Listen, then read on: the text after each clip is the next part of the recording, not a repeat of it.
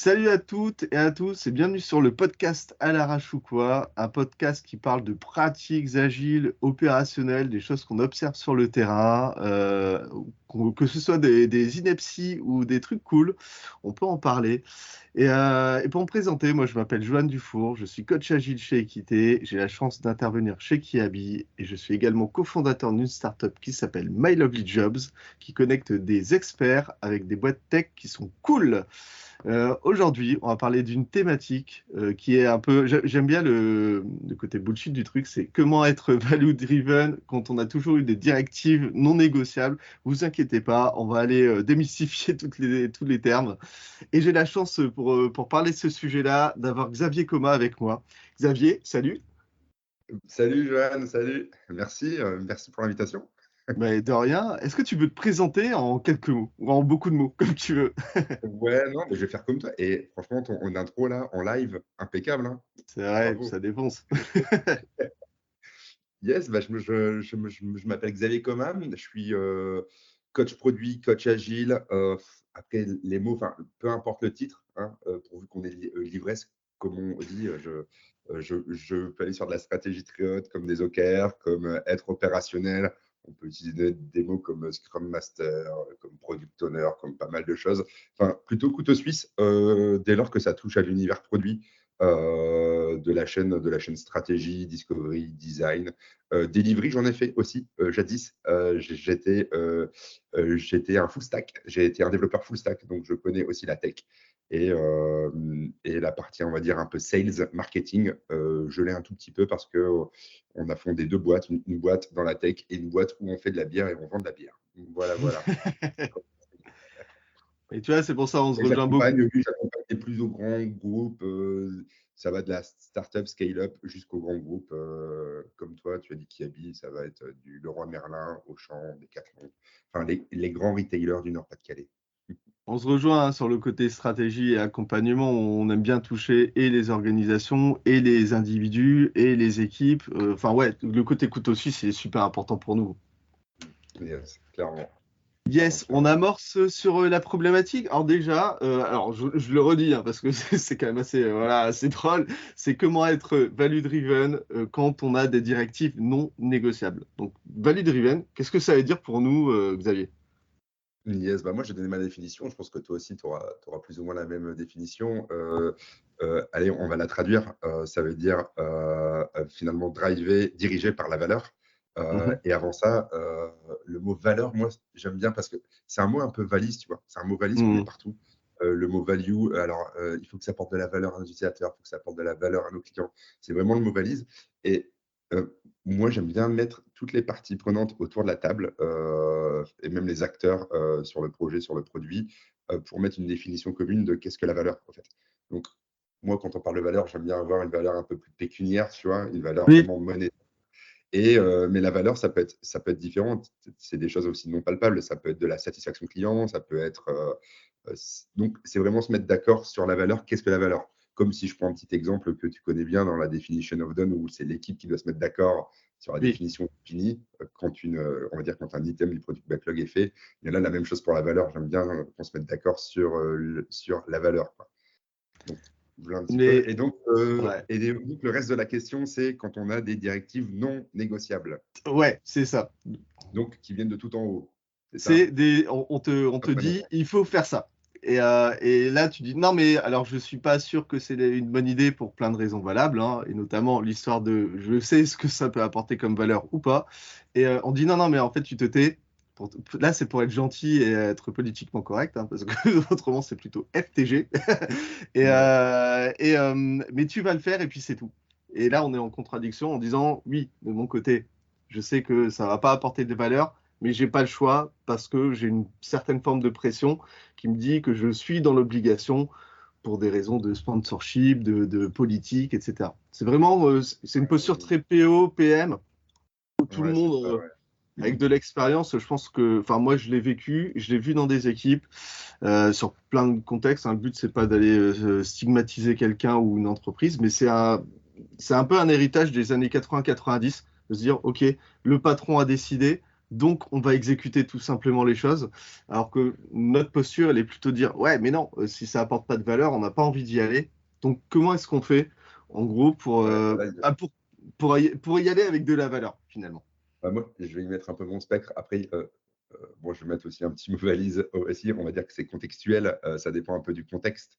Oui. Hem, Ça veut dire que si on t'impose quelque chose, et que toi, tu en es convaincu ou tu en es convaincu en tant que je vais me mettre à la place du PO, hein, PM, tu es convaincu que c'est la mauvaise chose, ça veut dire que derrière, indirectement, toi aussi, tu as vu les utilisateurs, tu as vu les clients, tu es parti les voir, alors peu importe, dans la manière dont tu as fait de la discovery, des interviews utilisateurs et cetera, mais tu as beaucoup d'insights qui viennent te dire, des verbatim et cetera, qui viennent te dire que non, en fait, ça va pas apporter de valeur à l'instant T. Il y a peut-être quelque chose de plus prioritaire. Après, je pense qu'il faut aussi comprendre l'autre, donc c'est-à-dire que le sponsor, souvent le sponsor qui est souvent associé, old school, comme tu dis, un peu plus business, métier, et lui aussi, je pense qu'il a des retours terrain, peut-être autres.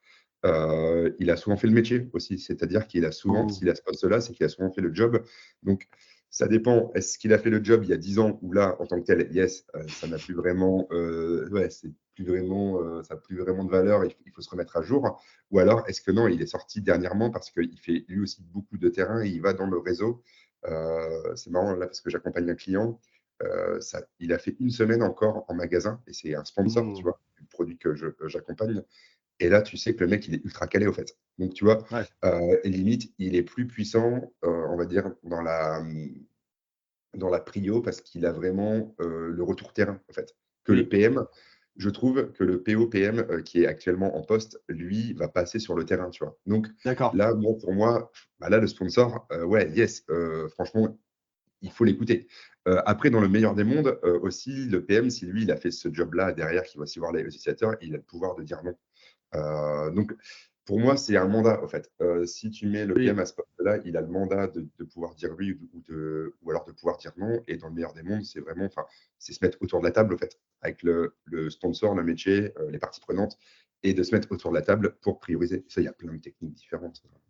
Mais ça, c'est trop cool, en fait, le fait d'entendre, et moi, ça me rassure, hein, d'entendre qu'un sponsor est capable à un endroit, et je pense qu'il y en a plusieurs, hein, tu sais, mais de ne pas être hors sol, en fait, parce que c'est ça le truc. Tu as raison, tu as mis le Ouais, de toute point façon, il sur. y en a plein dans ce là, ouais.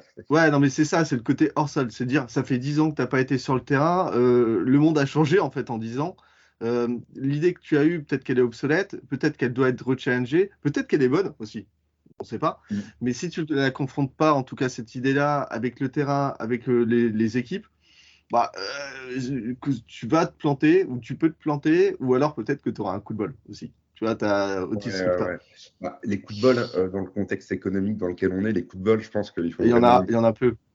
Et ouais, il faut pas trop Non. les louper. Je pense qu'une bonne stratégie, on va dire, ouais, d'aller sur le terrain, et c'est surtout, on va dire, un peu collecter la data que tu vas avoir.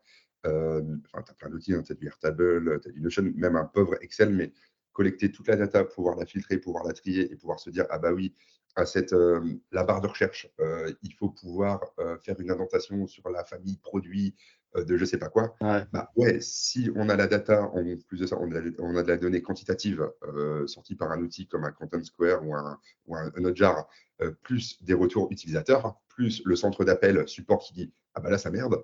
Bon, bah, là, normalement, on est censé se dire: «Ouais, là, Ouais, c'est une top prio dans la correction ou dans l'évolution de cette barre de recherche», par c'est exemple. ça, exactement. Et tu vois, là, le Mais truc que tu ouais, viens de pardon? dire, en gros, sur l'histoire du sponsor, en gros, c'est quand même accélérer sur la collaboration. Arrêter le mode client-fournisseur, etc., en disant, ouais, enfin, ok, toi, tu exécutes parce que tu fais partie du terrain, tu réalises des produits, etc. Et tu as le sponsor qui est de son côté. Et, tu vois, tu as plein de niveaux, en tout cas, de sponsoring avec des idées, avec des choses qui écrivent des roadmaps, qui sont très généralistes. Là, on rentre très dans la stratégie d'entreprise, hein, au final.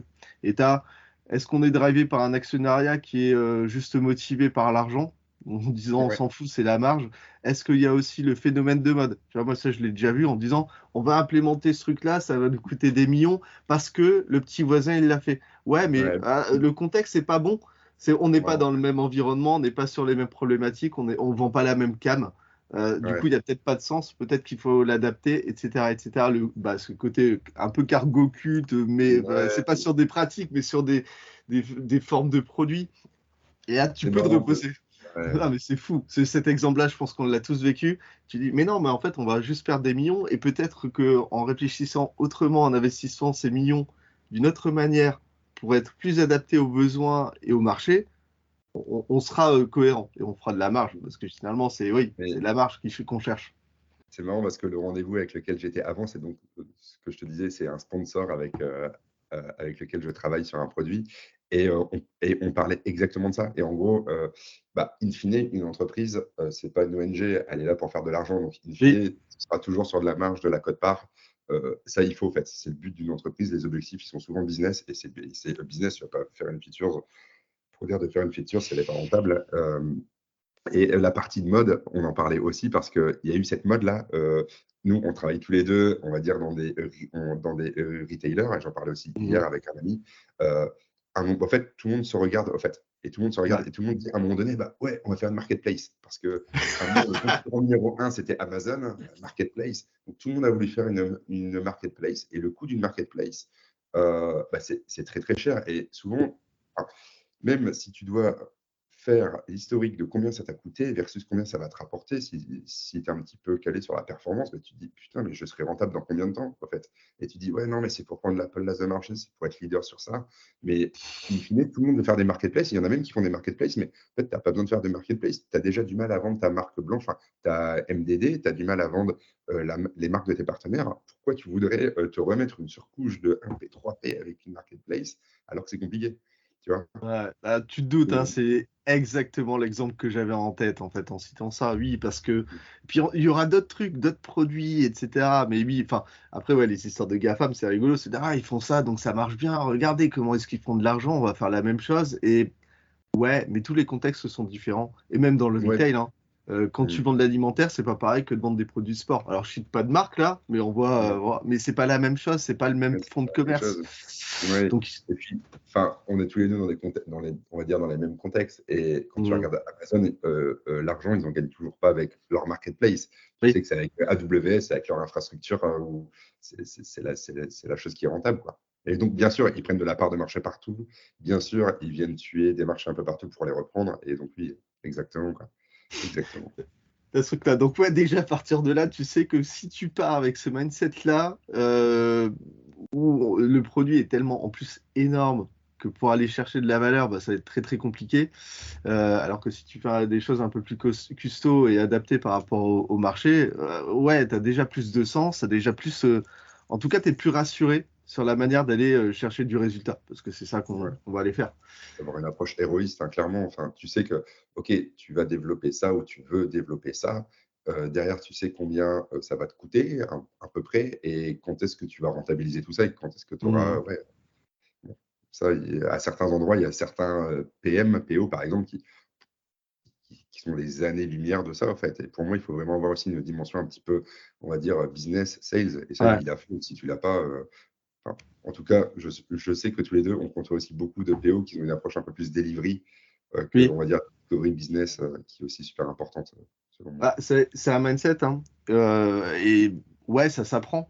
Après, Mmh. est-ce que enfin, si tu as pas la possibilité de l'appliquer, je veux dire, en fait, tu es obligé de Ah oui, continuer dans la routine. Tu as un manque de choix, si tes initiatives sont pas écoutées, ben, tu peux être que frustré. PO, pour l'avoir pratiqué, moi, c'est un rôle que je trouve difficile, dans le sens où tu as le cul entre 2 chaises, entre des équipes, tech, qui sont parfois un peu, compliquées à gérer pour plein de raisons, hein, parce qu'ils ont aussi leurs convictions, parce qu'ils ont voilà, c'est normal, en fait, ils sont garants du produit, mmh, donc voilà, il faut travailler avec eux et en face, tu as, l'aspect, parfois politique, tu as, les utilisateurs. En fait, tu es au milieu de tout ce monde-là et tu dois essayer de trouver le juste milieu qui va bien pour que ça marche et c'est pas simple. Clairement, c'est pas mmh. simple. Yes, yes, yes.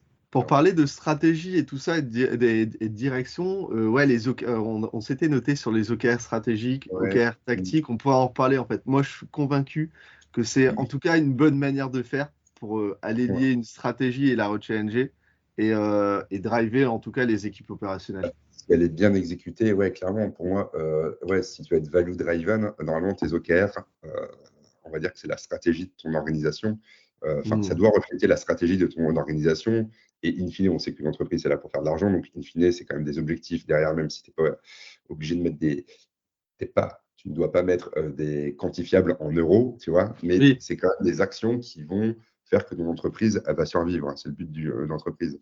Et ouais, donc finalement, pour moi, les OKR, ça permet de mettre tout le monde d'accord, tu vois. Ça permet de mettre l'équipe produit d'accord sur, OK, moi, je viens m'insérer dans cette partie-là de l'objectif où je me sens essentiel dans cet objectif et même ce résultat clé-là. Donc, quel va être mon impact derrière? Donc, tu vois, pour moi, les OKR, c'est un bon framework s'il est bien animé. En fait, c'est comme ouais. tout, hein. S'il n'est pas animé, c'est comme les bonnes résolutions. Je prends souvent cet exemple-là. Si tu utilises les OKR et que tu les écris une fois en début d'année, comme tes bonnes résolutions, je vais perdre du poids, je ne vais pas manger gras, les écrits au tout début, mais que tu ne suis pas ça et que tu n'animes pas ça, tu peux être sûr qu'en février, mars, il n'y a plus rien, quoi. Okay. Allez, Les OKR, c'est la même chose. Il faut que ce soit rythmé, ritualisé dans le temps et aussi par le top management et surtout par le top j'a- management. j'adore cette analogie-là. C'est vrai qu'elle est très très bien trouvée. Bravo, c'est de se dire, ok, c'est bon, mais en fait, toutes les semaines, c'est pas grave. Ah, je vais quand même aller me faire un burger, en fait, alors que tu avais prévu de manger healthy. Et finalement, Ouais, toutes les semaines, tu vas manger un burger. Et puis tu dis, ah, tiens, je vais prendre des frites et puis des machins. Et finalement, tu ça sors demande de la complètement. rigueur, hein. Ah ouais, ça Voilà. demande une grosse rigueur. Et pour moi, les OKR, ça peut être que bien exécuté si déjà on va dire le CEO, le patron, il est OK avec ça. Et c'est Ouais, lui qui impulse cette méthode-là. Pour moi, il faut que ça parte du top, même si souvent, tu as des petites initiatives du bas qui permet de, bon là, avec le contexte, qui permet de partir du haut. Donc, si de haut, le patron dit yes, on fait ça, et qu'ensuite ça descend en mode cascading pour que ce soit ouais, tactique à certains endroits, ah bah ouais, clairement, pour moi, les OKR, c'est une bonne méthode. Après, ça peut être décrié quand on t'impose les OKR dans une équipe et que tu ne comprends pas oui, le sens, tu ne vois pas les OKR stratégiques de la boîte, tu ne sais pas où va la société. Et donc, comment ton produit, toi, un des produits de cette plateforme ou de cette société, il peut impacter le business. Ouais, yes. Bon, après, si tu es vraiment, on va dire, un pure player, que ton entreprise, elle s'est bâtie sur un produit comme un Slack ou un Discord, hmm, là, souvent, tu as des objectifs, tu as des OKR produits, et c'est encore mieux, tu vois. Et ouais, bon, bien sûr, la part de marché, déloger des concurrents, etc., etc. Et pour oui, moi, ouais, les OKR, c'est une des bonnes démarches, on va dire, pour être value driven, si on doit répondre à la problématique. Et en plus de ça, là, c'est des exigences qui sont non, enfin, tu ne peux pas les contredire parce que ça fait partie de la stratégie d'entreprise. Et c'est dit au début. Et oui, en gros, tu signes un peu le mandat. Donc, tu as signé le truc, tu dis, OK, je rejoins cette société, je rejoins ce produit, mais je sais qu'il s'intègre dans cette stratégie-là. Et les objectifs, c'est ça. Donc là, pour le coup, on va dire d'un point de vue macroscopique, bah, c'est non challengeable parce que oui. c'est la strate de la boîte, tu vois. Et ouais, Ouais, ouais, et ouais. c'est voilà, et tout le monde est convaincu en fait là-dessus. Après, tu as dit un mot qui est suffisamment générique, mais qui est super important, c'est le côté sens, tu vois. Mais globalement, les OKR, déjà, si les gens n'arrivent pas à adhérer et qu'il y a un problème de sens, si ça remonte pas, tu as déjà un problème. Et après, une équipe, effectivement, qui a pas de sens, dans tous les cas, que tu mettes en place des OKR ou pas, elle sera pas motivée. En gros, ça sert à rien ce qu'on fait. On fait des trucs. Enfin, c'est vrai, nous, on veut coder pour coder, tu vois. Enfin, c'est OK. Bon, d'accord, OK. Non, mais en fait, non, t'es pas là pour coder. Tu es là pour apporter une solution à des utilisateurs qui ont des problèmes. Et c'est ça, en fait, ton taf. Mm. Si tu vois pas le sens en disant, moi, mes utilisateurs, j'ai pas de feedback, j'ai 2 utilisateurs sur ma propre application, sur une population de 40 000. Bon, tu sens que, ouais, ce que je fais, ça sert à rien. Donc, j'ai pas super envie, donc je suis démotivé, etc. Mais là, on est sur un niveau très, très équipe. Mais si tu le déclines sur un ensemble d'équipes qui vont atteindre et qui répondent en fait à la stratégie d'entreprise, bah, tout le monde est mort, en fait, tout Ouais. simplement. Ouais, ouais, clairement, ouais, clairement. Après, quand c'est bien exécuté, ouais, pour le coup, ça marche aussi. Enfin, on l'a fait d'un point de vue plateforme. Je me souviens, bon, je vais citer des noms. Leroy Merlin, on l'a fait avec Leroy Merlin, c'était top. Et là, dernièrement, j'étais avec les équipes de Mobivia, Noroto, et Mhm. la partie tech et même la partie business. Et on a fait des trucs vraiment top, quoi, tu vois. Et ça permet vraiment d'aligner tout le monde et de donner de la vision à tout le monde.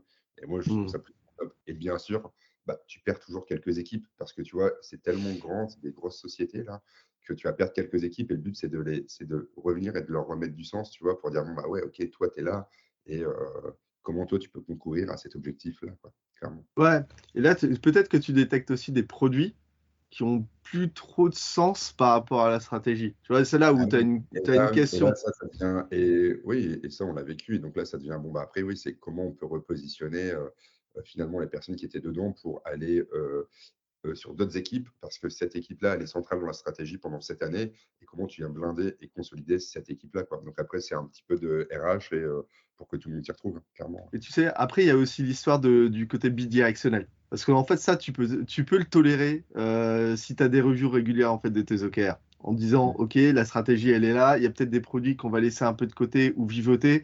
Et finalement, en fait, quand tu vas aussi mettre en place des KPI et tu vas dire, ah tiens, en fait, finalement, il y a un impact sur tel machin. Enfin, c'est une Mm. nébuleuse, hein, mais tu peux le mesurer et dire, ah, bon, alors ce produit, il y a un intérêt. C'est quoi l'intérêt pour les clients? C'est ça, Ouais, ça, ça. Ça, on l'a loupé dans nos OKR, on révise nos OKR, donc on le rentre dans la boucle. Et en fait, on remet le produit à la bonne place pour que ça ait du sens, que ça se maintienne, ouais, tu vois. Mm. Bah, là, c'est marrant, C'est, ouais, tu as dit aussi KPI, tu vois, le mot KPI, c'est différent de résultats clés. oui. KPI, c'est un petit peu comme le pouls, on va dire, c'était constante.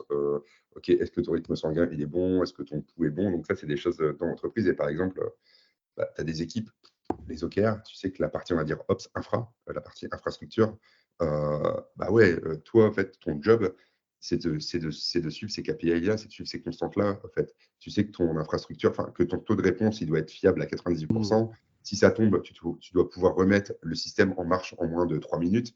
Donc, enfin, là, tu n'as pas forcément besoin d'objectifs. Et là, ouais, enfin, ta value driven, on va dire, ta valeur, bon, bah là, tu fais tout ça. Et donc, c'est toujours se rappeler que tu fais ça parce que tu sers des clients ou des utilisateurs derrière. Même si tu es loin dans la chaîne, en fait, même si tu n'es pas en front, tu as toujours un impact, on va dire, un peu client et tu es toujours là pour amener de la valeur. Donc, ça, c'est du sens à mm. aller rechercher. Donc, après, c'est le management. Enfin, normalement, les managers sont là pour donner ce sens-là et pour rappeler tout ça, tu vois. Clairement. Ouais. C'est clair. Pour revenir sur un truc que tu as dit tout à l'heure, tu sais, tu parlais de CA, d'argent, etc. dans les OKR. Ouais. Moi, nous, on a fait, en fait, avec mon associé, on a fait le choix de poser des OKR sur notre startup et de Ouais. volontairement, en fait, mettre le CA au centre du truc. OK. En disant, si, et c'est un choix, et un choix de transparence, en disant, voilà, si on ne fait pas de CA, eh ben, en fait, on ne peut pas vous payer. Et à un moment donné, notre startup ne sera même pas rentable et on pourra pas survivre. Donc, en fait, vous bossez aussi pour payer vos salaires. C'est super important.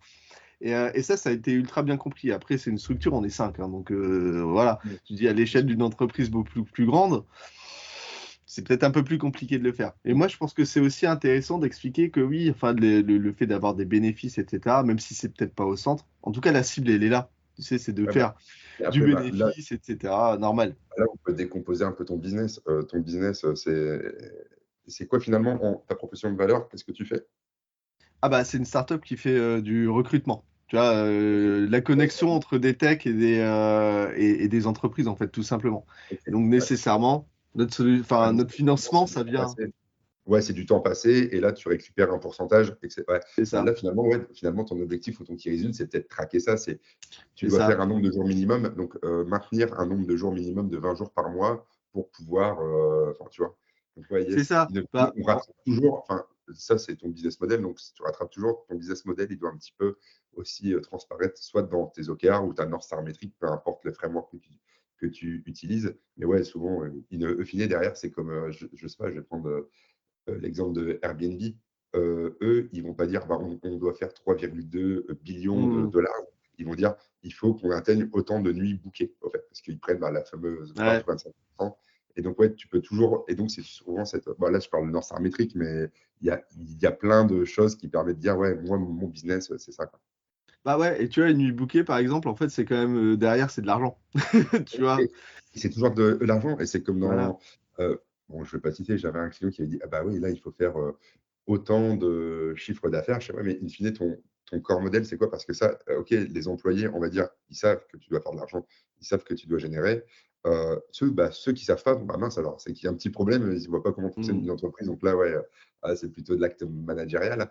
Mais bah, in fine, c'est quoi ton business? Bon, bah, OK, Facebook, c'est qu'il y ait toujours un nombre d'utilisateurs actifs par jour Ah oui. pour que les pubs soient vues et que les publicitaires, les annonceurs continuent de mettre de l'argent dedans, quoi. Et in fine, c'est bah ouais, Facebook derrière, ils ont des actionnaires, ils doivent faire autant sur la bourse. Mais là, dans sa métrique, c'est avoir autant d'utilisateurs par jour. Comment on fait finalement? Et après, tu as plein d'initiatives, tu as des features, Tu etc. vois, pour être totalement transparent, nous, en fait, c'est le nombre d'affaires qu'on Voilà. close.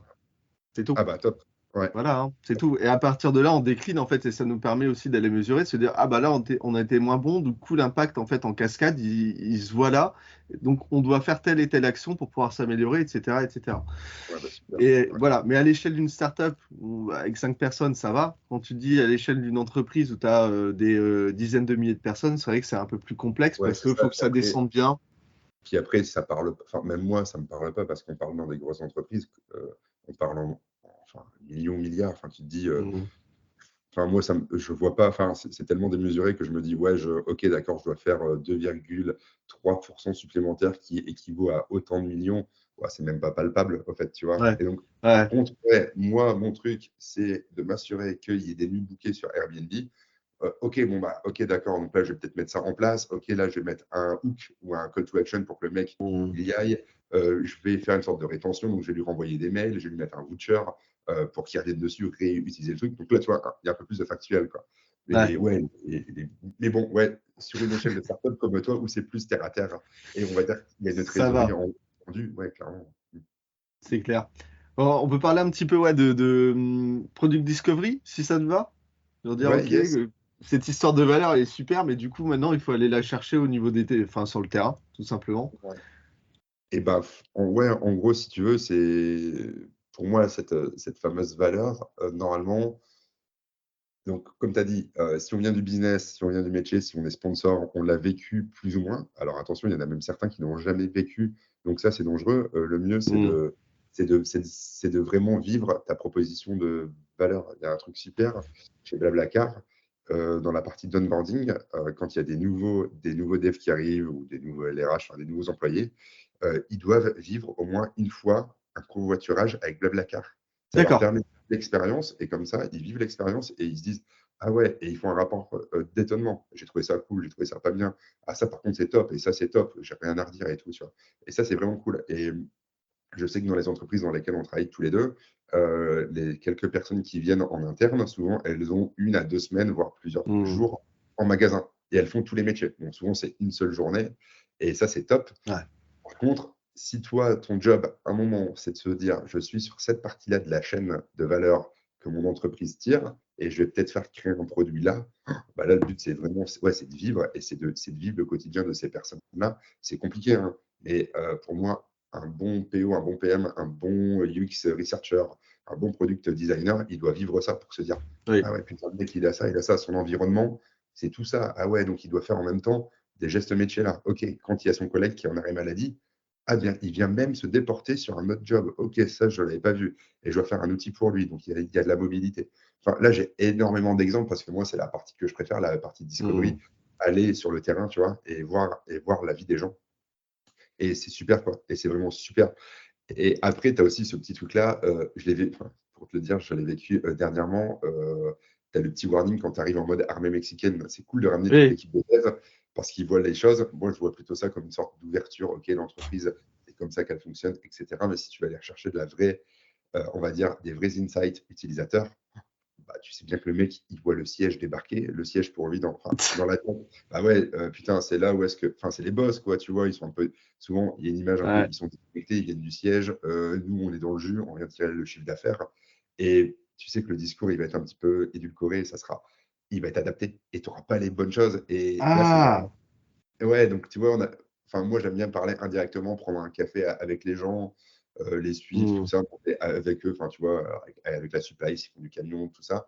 Bon, il faut les autorisations, mais tu en as plein qui disent: «Ah, donc là, on va faire une sorte de fonctionnalité de géolocalisation». Ils disent: «Alors, moi, ça ne me dérange pas, mais je sais que mes 3 collègues, ça, ils vont dire non».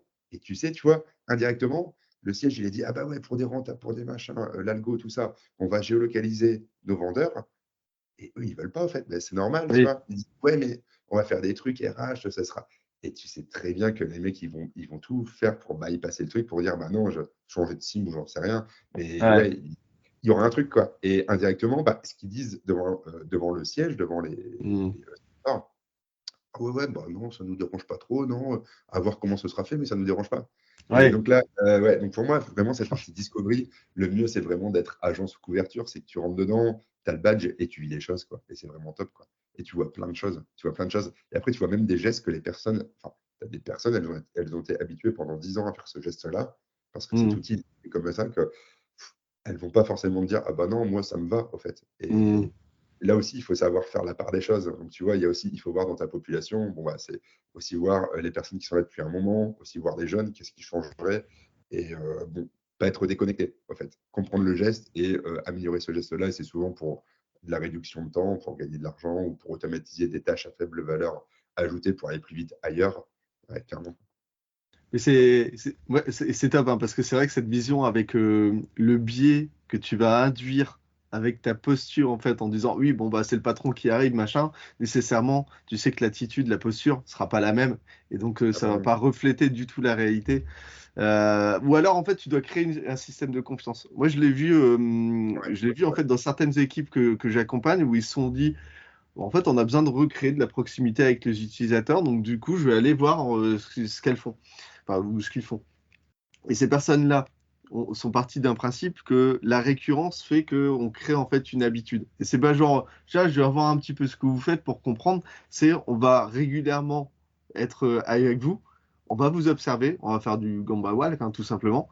Et ensuite, on va discuter en fait des choses qui vous irritent, qui fonctionnent pas bien, des gestes qu'on peut aller automatiser. Des problèmes en fait aussi en termes d'ergonomie, d'IHM, de design, pour vous proposer de la valeur et puis on va aller mesurer le truc derrière. Et on va avoir un lien qui est régulier, ce qui fait qu'on Mmh. crée un rapport de confiance. C'est ça qui est super important. C'est le rapport Ouais. de confiance. Alors que si tu arrives en mode hey, salut, ça va, on vient voir un petit peu ce qui se passe et je vous ai ramené une armée de grouillots là, qui vont prendre des notes. Tout le monde Ouais. va être en PLS en Ouais, disant tiens, ils nous surveillent, ils vont faire du flicage. exactement. Ouais. Mais même le Game by Walk, j'ai tiqué sur ça là, le Game by Walk à la française, je pense qu'il y a qu'une société, il y a que Toyota qui a pu le faire. Mais Mm.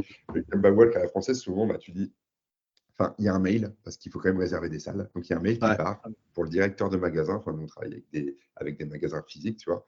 Enfin, la plupart de mes clients, c'est ça.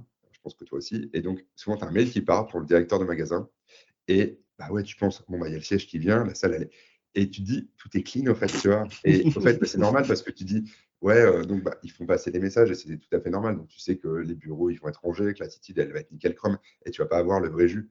Et il y a une émission qui était cool, enfin, mais bon, je vois ça qui passe dans mon fil de scroll, c'est, Patron Incognito. Et là, pour le coup, Oui.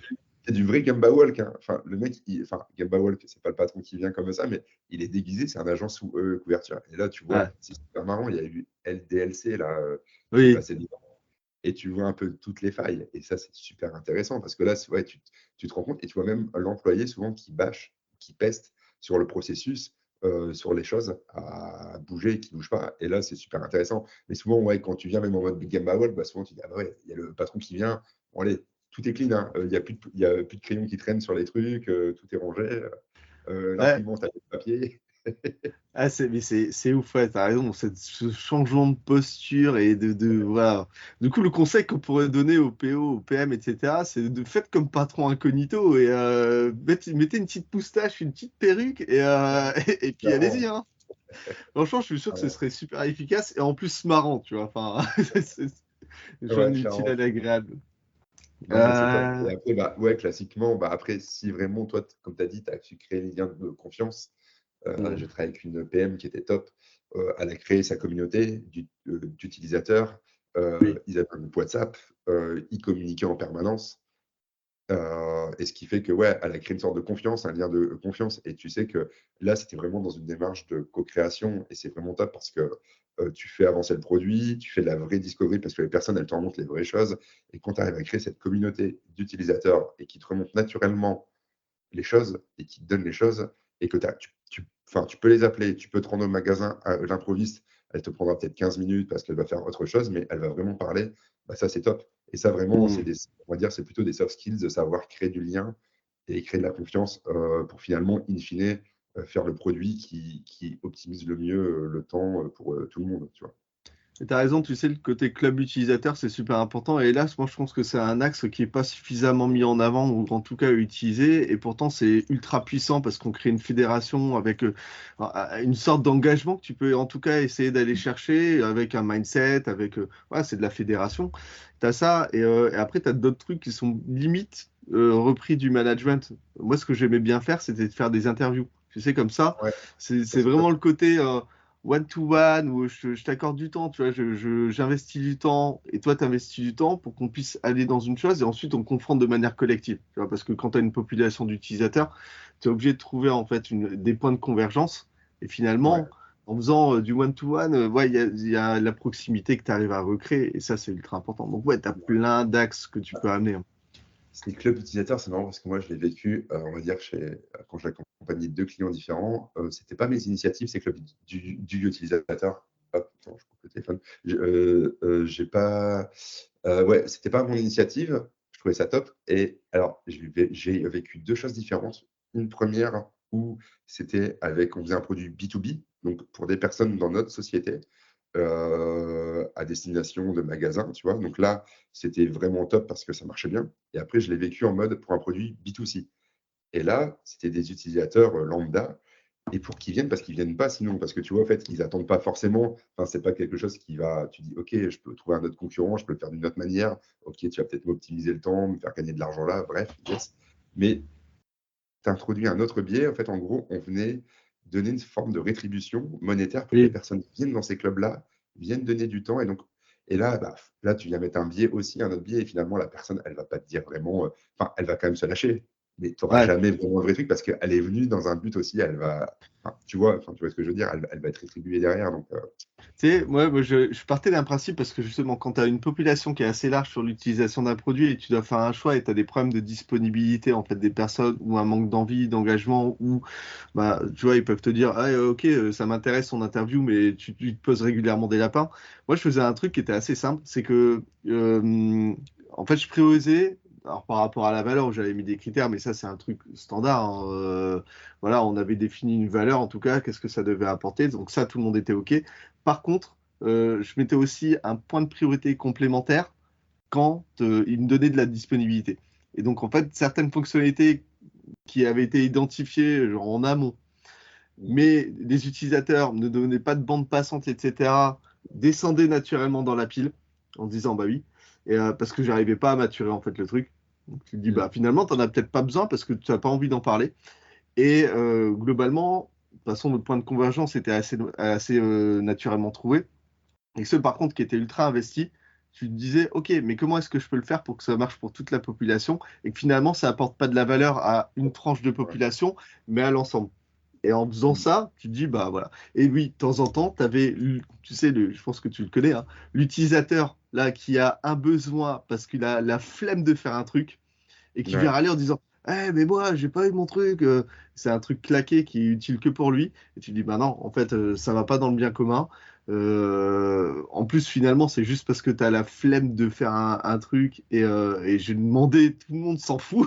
Tu vois, t'as ce ouais truc-là. et c'est pour ça que moi j'aime bien coupler avec de la donnée aussi, Voilà. quantitative, on va dire plutôt de la donnée, ouais, comme je disais en introduction avec du Hotjar ou avec des outils de tracking pour voir si vraiment ce que la personne dit, yes, c'est là et après dans la qualitative, dans les interviews, ouais, si c'est une personne, parmi tant d'autres, bah, ouais, tu peux pas tu peux pas résoudre enfin, les maux de, tout le monde. Je me souviens qu'une fois pour un client, à côté de Lyon, on avait fait 76 interviews, alors tu le truc et on avait récupéré plus de 600 données qualitatives des employés de l'entreprise et voilà, après pour coupler cette data-là, en plus des interviews que tu as fait, donc on s'était réparti le job, on était 2, on s'était réparti le job.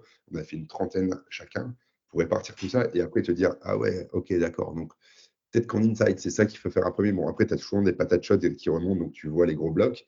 Mais Ouais. pour aller chercher les trucs derrière, les petites insights qui sont là, ça demande du temps et ça, c'est dans un deuxième temps. Donc là, ouais, c'est la force du PM de se dire, OK, je réduis, je fais 80-20, je fais les 80-20% de problèmes qui sont là, et peut-être que les 20%, et c'est comme tu as dit, après, c'est aller chercher pour se dire, OK, est-ce que c'est pour une personne ou finalement c'est contextuel à un bassin. C'est marrant parce que Ouais.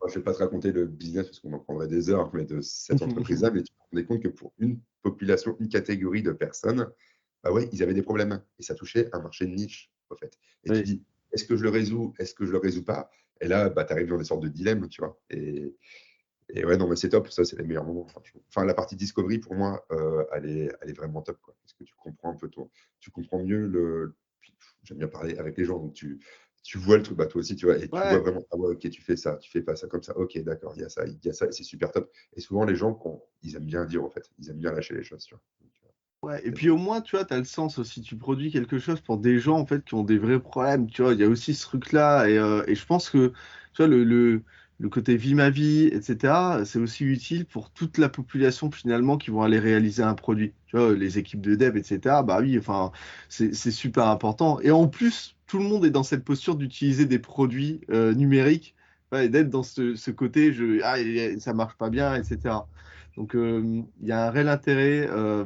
Bah ouais, c'est la démarche essentielle, c'est d'aller voir les gens, de discuter, de comprendre la valeur, d'aller poser des critères, d'être en accord et l'alignement, tout simplement. Ouais, parce que si tu as ton idée de business et que tu es juste drivé par par l'économie, par Ouais. les sous-sous, bah ouais, non, c'est que ouais, tu oublies une grosse partie, quoi, ouais. Yes. Alors, il nous reste 5 minutes là. Je pense qu'on va pouvoir. Ouais, c'est passé vite, hein. OK, C'est ouais, ouf. ouais, ouais, ça passe vite, hein. C'est incroyable. Et on peut faire une petite conclusion Ouais, autour de ça. Du coup, alors on va remettre la question en place, hein. C'est comment est-ce que être. Ah, je vais la refaire. Ouais, c'était compliqué. Comment être value driven quand on a toujours eu des directives non négociables? J'avais noté enfin, il y a plusieurs étapes. Déjà, il faut se concentrer sur la valeur et s'assurer aussi que la valeur, en fait, marche pour l'intégralité de l'organisation.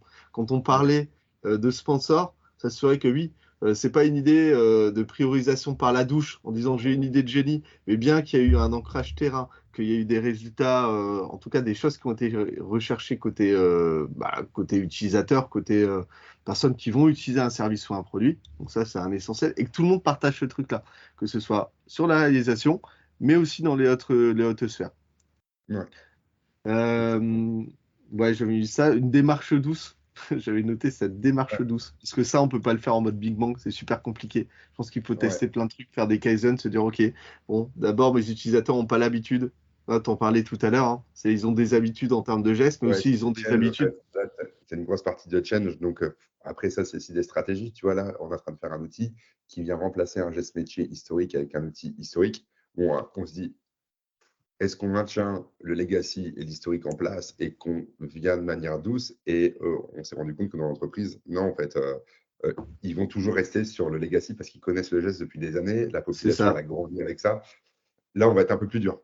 Par contre, ouais, si avec une démarche douce, tu mets les OKR et que ça fait un an que les OKR sont infusés et que là, tu te dis, c'est dans le bien de la boîte, c'est pour la boîte et c'est dans les objectifs de la boîte et que tout le monde a été picousé tout doucement avec ça parce qu'il va y avoir un changement là, parce que oui, là, on perd de l'argent et il faut optimiser, ou là, on va aller plus vite pour prendre de la part de marché parce que c'est dans la strat. Bah ouais, yes, clairement, quoi. Ouais, Ouais, et t'as dit un truc, hein, c'est que tu vois, côté geste métier, côté historique, on va pas casser les habitudes des utilisateurs. Des fois, c'est compliqué, on va générer de la frustration. Enfin, ça dépend aussi de beaucoup de paramètres. Et dans la conclusion, je pense qu'il faut le dire aussi, hein, parfois, il faut savoir abdiquer.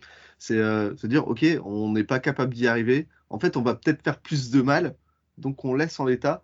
Et peut-être qu'à un moment donné, en surveillant, on sera capable d'amener des améliorations soit à travers des petites choses, soit à travers des changements de contexte, hein. Il y a aussi ça qui joue.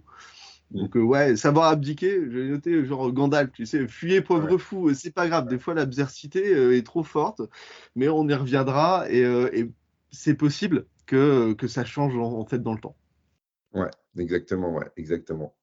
Et ouais, non, je pense qu'on a fait le tour, hein. Enfin, après, je pense que il y en a. Je pense que ouais, dans ton auditoire, je pense que tout le monde est un petit peu convaincu.